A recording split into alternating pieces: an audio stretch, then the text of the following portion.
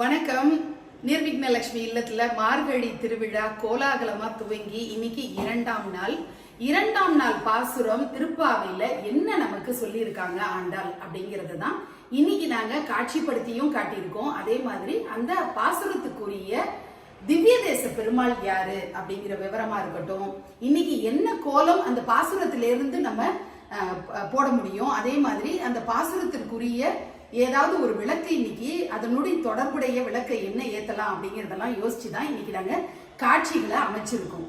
So அதை தான் இன்னைக்கு நீங்க பார்க்க போறீங்க இந்த வீடியோல. முதல்ல நம்ம கோலத்துல இருந்து தொடங்கலாம். திவ்யதேச பெருமாள் பார்க்கடல்ல துயில் கொள்ளக்கூடிய பரந்தாமர் அப்படிங்கிறதுனால சங்கு சக்கர கோலம் நாங்க போட்டிருக்கோம். இது வைணவ சம்பிரதாய கோலமா இதை நாங்க போட்டிருக்கோம். அடுத்தது இங்க பார்க்கடல்ல பள்ளி கொண்ட பெருமாளா ஆதிசேஷன் மேல சயன கோலத்துல இருக்கக்கூடிய பெருமாள். இந்த பாசுரம் இரண்டாவது பாசுரத்துல பைய துயில் கொண்ட பரமநடி பாதி அப்படின்னு வரும். அதனால அவர் சிந்தனையோட எப்போதும் படுத்துட்டு இருக்காரு அப்படிங்கிறது தான் இந்த விளக்க வச்சு நாங்க மென்ஷன் பண்ணியிருக்கோம். அதே மாதிரி இங்க நிறைய சிலைகள் வச்சிருக்கோம் பாருங்க. இதெல்லாம் பாத்தீங்கன்னா கெட்ட விஷயங்களை பேசக்கூடாது, பார்க்க கூடாது, கேட்க கூடாது அப்படிங்கிறத நிறைய உருவங்களை வச்சு அது வந்து அனிமல்ஸ்ல இருந்து இங்க பாத்தீங்கன்னா யானை வந்து அந்த மாதிரி பண்ற மாதிரி, குரங்குகள் அப்படி பண்ற மாதிரி, அணில்கள் அப்படி பண்ற மாதிரி, மனித உருவத்துல இருக்கிறது பண்ற மாதிரி, ஈவன் இங்க பாத்தீங்கன்னா பிட்சுக்கள்லாம், அதாவது புத்த பிட்சுக்கள்லாம் இந்த மாதிரி கெட்ட விஷயம் பாக்குறது, பேசுறது, இதெல்லாம் பண்ற மாதிரி நாங்க வச்சிருக்கோம். அது ஏன் அதை வச்சிருக்கோம் அப்படின்னா, இந்த பாசுரத்துல என்ன வருது அப்படின்னா, தீக்குறளை சென்றோதோம் அப்படின்னு சொல்லிட்டு இங்க ஆண்டாள் வந்து தன்னுடைய தோழிகள்கிட்ட சொல்றார். நல்லதை தான் செய்யணும், கெட்ட விஷயங்கள்ல நம்ம பாவை நோன்பின் போது தலையிடக்கூடாது. எந்த ஒரு கெட்ட விஷயத்தையும் போய் பக்கத்து வீட்டுல போய் புறம் சொல்றது, கோல் சொல்றது, இதெல்லாம் போய் அண்டை அயலார் வீட்டுல நம்ம தவறான செய்திகளை பரப்புறது, இதெல்லாம் பண்ணக்கூடாது. அது வந்து நோன்போட ஒரு நெறிமுறை அப்படின்னு சொல்லி கொடுக்குறா. அதனால அதை காட்டியிருக்கோம். அடுத்தது இங்க பரமபதநாதருக்கு முன்னாடி நாங்க ஒரு பரமபதத்தை வச்சிருக்கோம். அதற்கான காரணம் என்னன்னா, இந்த பரமபதத்துல பாம்புகள் இருக்கும், ஏணிகள் இருக்கும். ஏணிகள் நம்மள உயரத்துக்கு தூக்கி விடும். அது புண்ணியங்கள் நிறைய செய்ய செய்ய நம்ம உயர்வான நிலையையும் அடுத்தடுத்த பிறவிகள்ல சிறப்பையும் காண முடியும். அதே நேரத்துல பாம்புகள் வந்து என்ன பண்ணும் அப்படின்னா நம்மள சரிச்சு விட்டுரும். சோ நம்ம ஏறும்போது பாவங்கள் நிறைய செய்ய செய்ய நம்ம கீழே அடுத்தடுத்த பிறவிகள், கஷ்டப்படக்கூடிய பிறவிகள் வருங்கிறது தான் இது காட்டுது. இப்போ இந்த பாவ புண்ணியங்களை சமன் செய்யும் போது மட்டும்தான் நம்மளால பெருமாளை அடைய முடியும் அப்படிங்கிறது தான் இந்த பள்ளிகொண்ட பெருமாள் நமக்கு, இந்த பரமபதநாதர் நமக்கு தெரியப்படுத்துற ஒரு விஷயமா இருக்கு. அவரை வச்சுட்டு இங்க பாத்தீங்கன்னா ஒரு பாவை அவங்க கையில அதாவது கண்ணாடி வச்சுட்டு அழகு பார்த்துக்கிறாங்க. இத வந்து ஆண்டாள் இந்த பாசுரத்துல பாவை நோன்பின் போது உங்களுடைய ஆடை அணிகலன்கள் அலங்காரம் இதெல்லாம் வந்து நீங்க தவிர்த்துக்கோங்க, இதெல்லாம் வந்து கம்மி பண்ணிக்கோங்க அப்படின்னு சொல்லிட்டு, கண்களுக்கு மை வச்சுக்காதீங்க, நீங்க அதாவது தலைக்கு மலர் வச்சுக்காதீங்க அப்படின்னு சொல்றாங்க. ஏன்னா அழகு மேல ஆடம்பரம் மேல அதிக நாட்டம் செலுத்தும் போது மனம் கட்டுப்படாது அப்படிங்கிறதுக்காக. அதே நேரத்துல கிருஷ்ணர் வந்து அதை எங்களுக்கு பண்ணா நாங்க ஏத்துக்குவோம் அப்படிங்கிறது. ஏன்னா கிருஷ்ணரை தரிசனம் பண்ணணும், ரங்கனை தரிசனம் பண்ணணுங்கிறதுக்காக தான் இந்த பாவை நோன்பு. அதனால அவர் வந்து எங்களுக்கு இதெல்லாம் பண்ணி விட்டா நாங்க ஏத்துக்குவோம் அப்படிங்கறத தான் இங்க நாங்க காட்சிப்படுத்தி இருக்கோம். ஆயர்பாடி அப்படிங்கிற இடமே என்னன்னா பசுமாடுகள்லாம் நிறைய இருக்கக்கூடிய ஒரு இடம். அந்த இடத்துல ஜீவாதார தொழிலே என்ன அப்படின்னா பசுமாடுகள்ல இருந்து பால் கறந்து பால் பொருட்களை எல்லாம் விற்கிறது தான் அந்த ஊருடைய அந்த குலத்தினுடைய பெருமையே. அப்போ அந்த இடத்துல பாலை நாங்க சாப்பிட மாட்டோம், நெய் சாப்பிட மாட்டோம் அப்படின்னு சொல்லி பாவை நோன்பு இருக்கக்கூடிய பெண்களை, ஆயர்பாடி பெண்களை வந்து ஆண்டாள் சொல்றாங்க. அதெல்லாம் நம்ம தவிர்க்கணும் அப்படின்னு சொல்றாங்க. என்ன காரணம்னா, நாக்கை அடக்கணும், நாக்கு ருசிக்காக அலையக்கூடாது. நாக்கட்டுப்பாடு வந்துருச்சுன்னா மனம் கட்டுப்படும்.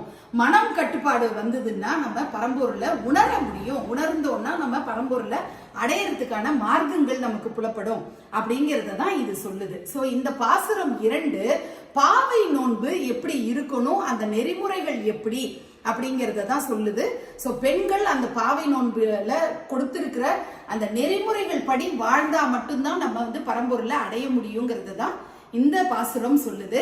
இப்ப நான் குறிப்பிட்ட ஒரு சின்ன ஒரு கிளிப்பிங் வந்து இதுல நான் பெருமையோட நான் ஆட் பண்ணணும்னு ஆசைப்படுறது, எங்க வீட்டுல நவராத்திரி கோலாகலமா நடந்தப்போ அப்போ நாங்கள் வந்து கிருஷ்ணர் ராதாவுக்கு அலங்காரம் பண்ணக்கூடிய ஒரு சந்தன காப்பு அலங்காரம் பண்ணியிருந்தோம்.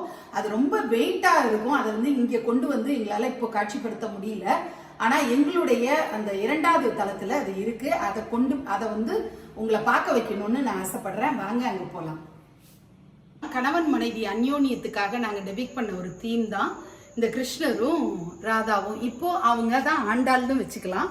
ஸோ இப்போ கிருஷ்ணர் வந்து சிகை அலங்காரம் பண்ணி விடுறார். இந்த பாசுரத்தில் என்ன வருது, நாங்கள் எதுவுமே தலைக்கு வந்து நாங்கள் பூ வைக்க மாட்டோம், கண்ணுக்கு மை வைக்க மாட்டோம், நாங்கள் எந்த ஒரு அழகு சாதன பொருட்களையும் நாங்கள் பயன்படுத்த மாட்டோம்னு வருது. அதே நேரத்தில் கிருஷ்ணர் அன்போட ஓடி வந்து ஆசையாக வந்து தன்னுடைய காதலிக்கு பண்ணிவிடணும்னு ஆசைப்பட்டா இவங்க அதுக்கெல்லாம் தயார் அப்படிங்கிற மாதிரி தான் இந்த காட்சியை உங்க கூட ஷேர் பண்ணிக்கணும்னு நினைச்சேன். சந்தன காப்புல அருமையா பண்ணி கொடுத்தவர் சிவா அப்படிங்கிறவர். அழகா இவங்க திருத்தமா நல்ல வெயிட்டா இருக்கும். அதனாலதான் கீழே எடுத்துட்டு போய் உங்களுக்கு இந்த காட்சியை காட்ட முடியல. நாங்க பிள்ளையார் வைக்கிற, அதாவது மற்ற பொம்மைகள்லாம் வச்சிருக்கிற இந்த இடத்துல இதை வந்து நாங்க வச்சிருக்கோம். ஸோ இந்த கிருஷ்ணரும் ராதாவும் இங்கே இப்போதைக்கு கிருஷ்ணரும் ஆண்டாளுமா இருக்காங்க. உங்களுக்கு பிடிச்சிருக்குன்னு நினைக்கிறேன். இதெல்லாம் செய்யாதீங்க, அதெல்லாம் செய்யாதீங்க, இப்படித்தான் பாவை நோன்பு இருக்கணும்னு சொல்லி கொடுத்த ஆண்டாள் நல்ல விஷயங்கள் என்னெல்லாம் பண்ணலாங்கிறதையும் பாசுரம் 2ல சொல்லியிருக்காங்க. என்ன அப்படின்னா, தான தர்மங்கள் நிறைய செய்யுங்க, ஐயமிட்டு உண் அப்படின்னு அவ்வை பாட்டி சொல்றாங்க. அதாவது ஏதாவது சாப்பிட்றதுக்கு முன்னாடி ஜீவராசிகளுக்கு கொடுக்கறதோ மற்றவங்களுக்கு உணவை கொடுத்துட்டு நீ சாப்பிடு அப்படிங்கிறது தான். அந்த மாதிரி ஐயம் அப்படின்னா ஈதல்னு அர்த்தம், கொடுத்தல் அப்படின்னு. அதாவது ஒரு கொடை மாதிரி கொடுக்கணும், எந்த பிரதிபலனும் எதிர்பாராம அதை நம்ம தர்ம காரியங்கள் செய்யணும்ன்றது. அதை டினோட் பண்ற விதமா இங்க நாங்க சில தர்ம பொருட்கள், சில தான பொருட்களை நாங்க இங்க காட்டியிருக்கோம். என்னென்ன வச்சிருக்கோன்றத நீங்க பாருங்க. இங்க வந்து நான் செடிகள் வச்சிருக்கேன். ஸோ மரம் வளர்ப்பு விஷயத்துல நம்ம வந்து யாராவது நம்ம வீட்டுக்கு கெஸ்ட் வந்தாங்கன்னா செடிகள் தானம் பண்ணலாம். அதை பக்கத்திலேயே விதைகள் வச்சிருக்கேன். ஸோ விதைகள் தானமும் சிறப்பான தானமா இருக்கும். வஸ்திர தானம் காலகாலமா நம்ம பண்ணிட்டு வரக்கூடிய தானம். அதே மாதிரி போர்வை, குடை, இதெல்லாமும் எளியவர்களுக்கு வறியவர்களுக்கு நம்ம கொடுக்கலாம். தானங்கள்லேயே மிக சிறப்பானது அன்னதானம்னு சொல்றதுனால அதையும் கொடுக்கலாம். தாக சாந்திக்காக தண்ணீர் கொடுக்கறதுங்கிறத நீர் தானம் அப்படின்னு சொல்றாங்க. அது மிகச்சிறந்த தானமா கருதப்படுது. எப்போதுமே தவிச்ச வாய்க்கு தண்ணி கொடுன்னு ஒரு விஷயம் சொல்லுவாங்க, அதையும் நம்ம செய்யணும் அப்படிங்கிறது தான்.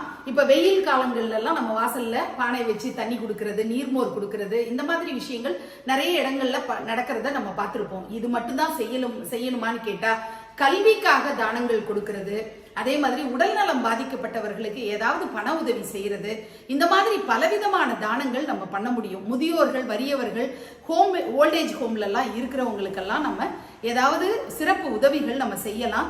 முக்கியமா எந்தவித பிரதிபலனும் எதிர்பாராம நம்முடைய சர்க்கிளுக்கே, அதாவது நம்மளுடைய ரிலேட்டிவ்ஸ், நம்மளுடைய ஃப்ரெண்ட்ஸ், இவங்களுக்கே அந்த ஹெல்ப்பை பண்ணாம முன்ன பின்ன தெரியாதவங்களுக்கு இந்த உதவிகளை செய்யணும் அப்படிங்கிறது தான் இந்த பாசுரத்திலிருந்து நம்ம எடுத்துக்கக்கூடிய விஷயமா இருக்கு.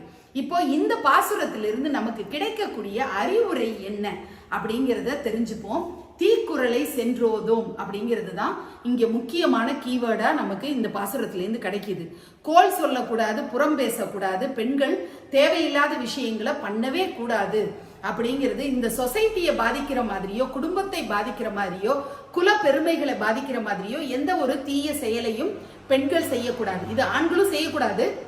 இருந்தாலும் பாவை நோன்பு இருக்கக்கூடிய பெண்கள் முக்கியமா செய்யக்கூடாதுங்கிறது தான் இந்த பாசுரத்திலிருந்து நமக்கு கிடைக்கக்கூடிய அறிவுரை. இப்போ நம்ம 2வது பாசுரம் மற்றும் அதனுடைய விளக்கத்தை தெரிஞ்சுக்கிட்டு அதனை தொடர்ந்து திருவெம்பாவை அதனுடைய விளக்கத்தையும் நம்ம தெரிஞ்சுக்க போறோம். ஆண்டாள் அருளிய திருப்பாவை பாசுரம் 2.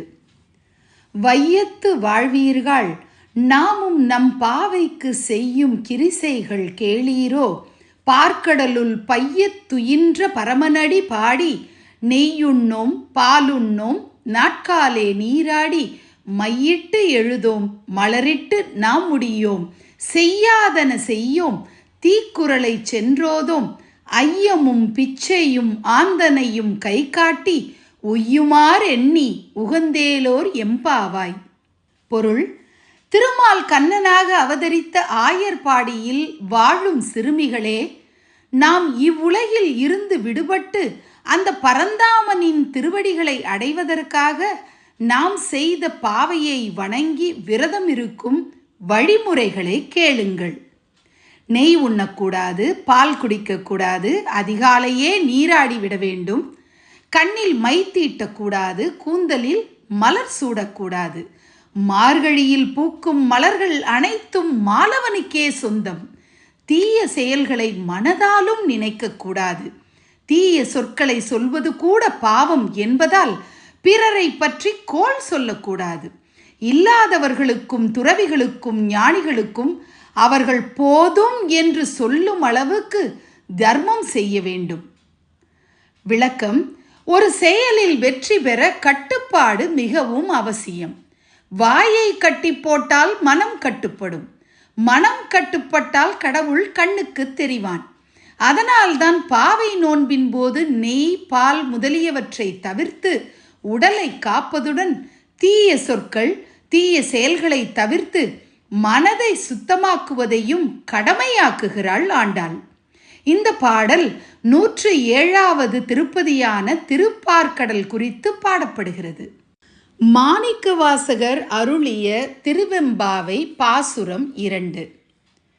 பாசம் பரஞ்சோதிக்கென்பாய், ராப்பகல் நாம் பேசும் போது எப்போது இப்போதார் அமளிக்கே நேசமும் வைத்தனையோ நேரிழையாய் நேரிழையீர், சீச்சி இவையும் சிலவோ விளையாடி ஏசும் இடம் ஈதோ, விண்ணோர்கள் ஏத்துதற்கு கூசும் மலர்பாதம் தந்தருள வந்தருளும் தேசன் சிவலோகன் தில்லை சிற்றம்பலத்துள் ஈசனார்க்கு அன்பர் யாம் ஆரேலோர் எம்பாவாய்.